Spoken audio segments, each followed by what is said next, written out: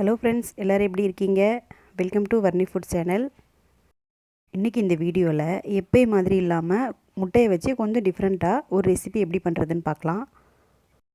வீடியோவை ஃபுல்லாக ஸ்கிப் பண்ணாமல் பாருங்கள். பிடிச்சிருந்தால் லைக் கொடுத்துருங்க.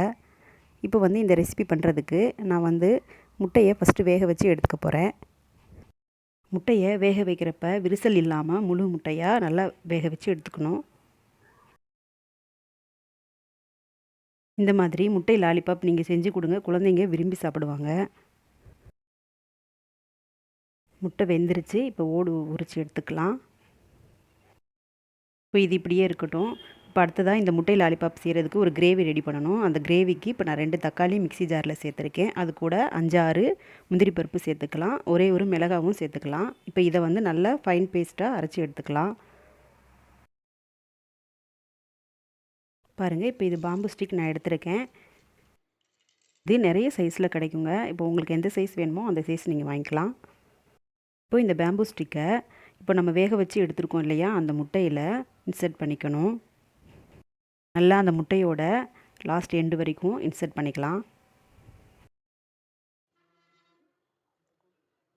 அடுத்ததாக மசாலா இறங்குறதுக்கு இப்போ இந்த முட்டையில் இந்த மாதிரி நான் நைஃப் வச்சு கீறி விட்டுருக்கேன். ஒரு 4 இடத்துல இந்த மாதிரி நீளமாக கீறி விட்டுக்கோங்க.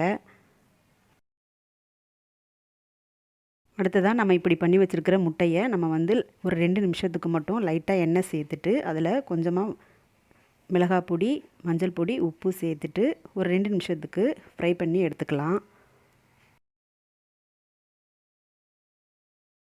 இந்த மாதிரி பண்ணுறப்ப முட்டை நல்லா ஸ்டிஃபாக இருக்கும். அதுவும் அதோட நம்ம கீறி விட்டுருக்கோம் இல்லையா, அதில் மசாலாவெல்லாம் நல்லா இறங்கும்.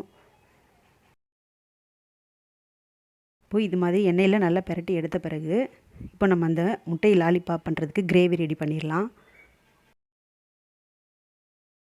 ஒரு கடாயில் ஒரு டேபிள் ஸ்பூன் எண்ணெய் சேர்த்துட்டு எண்ணெய் சூடானதும் 1 ஸ்பூன் கடுகு, 1 ஸ்பூன் சீரகம் இதை ஃப்ரை பண்ணிக்கலாம். அடுத்ததாக நான் 2 பல்லாரி பொடியாக கட் பண்ணி வச்சுருக்கேன். இப்போ அதையும் சேர்த்துட்டு நல்லா ஃப்ரை பண்ணணும். ஃப்ரெஷ் கருவேப்பிலை இருந்தால் சேர்த்துக்கோங்க.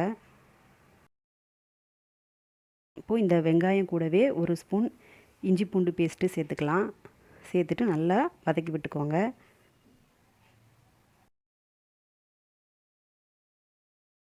வெங்காயம் ஓரளவு வதங்கினதுக்கப்புறமா நம்ம 1/2 ஸ்பூன் மஞ்சள் பொடி, தேவையான அளவு உப்பு, 1 spoon chilli powder, 1/2 spoon Kashmiri chilli, கொத்தமல்லி பவுடர் சேர்த்துக்கலாம்.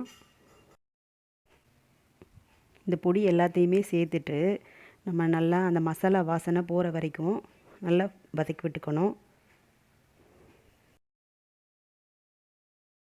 அடுத்ததாக நம்ம ஏற்கனவே அரைச்சி வச்சுருக்கோம் இல்லையா தக்காளி பேஸ்ட்டு, அதையும் சேர்த்துட்டு நல்லா வதக்கி விட்டுக்கோங்க. கொஞ்சமாக மட்டும் தண்ணி சேர்த்துக்கலாம். ஏன்னா இது இந்த கிரேவி தண்ணியாக வைக்க போகிறதில்ல, தொக்கு மாதிரி தான் வைக்க போகிறோம். கொஞ்சமாக மட்டும் தண்ணி சேர்த்துட்டு ஒரு 3 நிமிஷத்துக்கு மட்டும் வேகட்டும். பாருங்கள், இந்த மாதிரி பபிள்ஸ் வந்ததுக்கப்புறமா நம்ம ஏற்கனவே ரெடி பண்ணி வச்சுருக்கிற முட்டை லாலிபாப்பை இதில் சேர்த்துட்டு ஒரு 3 நிமிஷம் வேக வச்சு எடுத்துக்கணும். ஒரு சைடு நல்லா மசாலா இறங்கினதுக்கப்புறமா முட்டையோட அடுத்த பாகத்தை திருப்பி விட்டுக்கோங்க. அவ்வளோதாங்க, ரெடி ஆயிடுச்சு. பாருங்கள், சூப்பராக ரெடி ஆயிடுச்சு. இப்போ இதுக்கு மேலே நம்ம அந்த முட்டை கிரேவி ரெடி பண்ணி வச்சுருக்கோம்ல, அதையும் இது சேர்த்துட்டோன்னா சாப்பிடவே கொஞ்சம் டிஃப்ரெண்ட் டேஸ்ட்டாக இருக்கும். குழந்தைங்களுக்கும் பிடிக்கும். நீங்கள் வீட்டில் செஞ்சு பாருங்கள். அவ்வளோதாங்க, ரொம்ப டேஸ்ட்டான முட்டை லாலிபாப் ரெடி ஆயிடுச்சு. ஃப்ரெண்ட்ஸ், உங்களுக்கு இந்த வீடியோ பிடிச்சிருந்துச்சுன்னா லைக் பண்ணுங்கள், ஷேர் பண்ணுங்கள், கமெண்ட் பண்ணுங்கள். வர்ணி ஃபுட் சேனலை மறக்காமல் சப்ஸ்கிரைப் பண்ணிக்கோங்க. சப்ஸ்கிரைப் பண்ணதுக்கப்புறமா பெல் பட்டனை ப்ரெஸ் பண்ணிவிட்டு ஆல்ன்ற ஆப்ஷனை கிளிக் பண்ணிக்கோங்க. அப்போ தான் அடுத்தடுத்து நான் போடுற வீடியோ நோட்டிஃபிகேஷன்ஸ் உங்களுக்கு வரும். அடுத்த வீடியோவில் பார்க்கலாம். நன்றி, வணக்கம்.